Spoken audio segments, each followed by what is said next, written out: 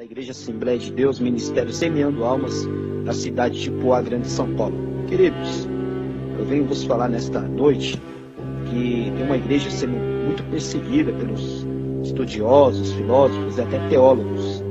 E eu venho aqui para fazer a minha defesa, defender esta doutrina, porque essa doutrina, ela não é de homem, essa doutrina é do Espírito Santo, que é a igreja, a congregação cristã no Brasil. Raramente você vai ver uma pessoa de outra denominação, assim como eu, ou teólogo, defender a congregação. Mas eu tenho que defendê-la porque, primeiro, a congregação cristã no Brasil, ela é uma igreja fundamentada na doutrina apostólica do Novo Testamento. Ela segue os princípios da igreja primitiva, da fé apostólica, do primeiro século. E essa igreja, ela é uma igreja que ela tem a caridade, o amor, ela tem bons frutos. É uma igreja que ela não se corrompe.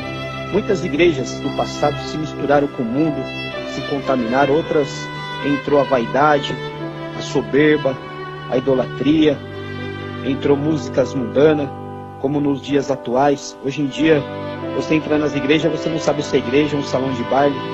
Hoje você entra nas igrejas, você vê pessoas com roupas escandalosas, pessoas de piercing, toda pintada, maquiada de brinco. Não estou aqui pregando isso de costume, mas eu estou falando que tem pessoas que não respeitam a casa de Deus. Mas a congregação cristã no Brasil, desde a sua fundação no ano de 1910, pelo saudoso irmão Luiz Franciscon, ela continua zelosa pela doutrina.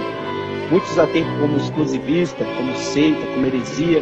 Pelo contrário, amados, eu não vejo a congregação como seita nem como heresia, e muito menos como uma falsa doutrina. Eu vejo ela como uma igreja primitiva, uma igreja que na verdade nasceu no coração de Deus. Essa obra, como eu já disse, é a obra do Espírito Santo. É uma obra que ela não depende do governo, ela não depende de dízimo. E nesse ponto que muitos vão ficar contra o que eu vou falar aqui.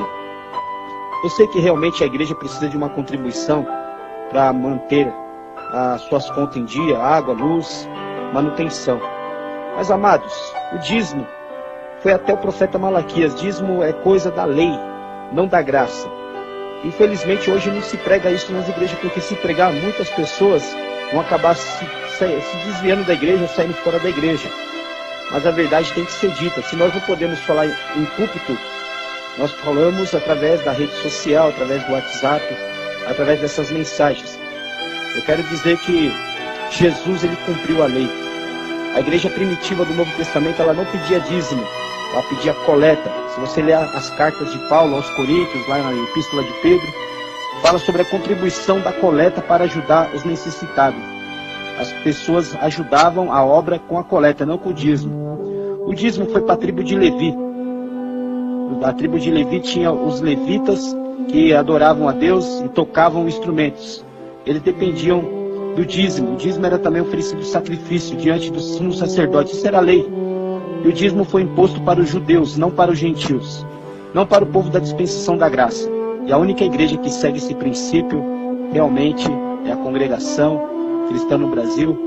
E eu quero dizer uma coisa: a continuação da igreja primitiva nos dias atuais, a igreja que segue o exemplo da Bíblia em tudo. A questão da coleta, como eu disse, o véu, que as irmãs se cobrem a cabeça, 1 Coríntios 11, 1 Coríntios 12, a busca de dons espirituais. A igreja que não se contaminou com o mundo, não manchou as suas vestes, não se infiltra na corrupção política suja, como muitas igrejas hoje estão se vendendo para a política. A igreja que você não vai ver ela nos outdoors, em propaganda, em rádio e televisão. Esta é a igreja de Cristo.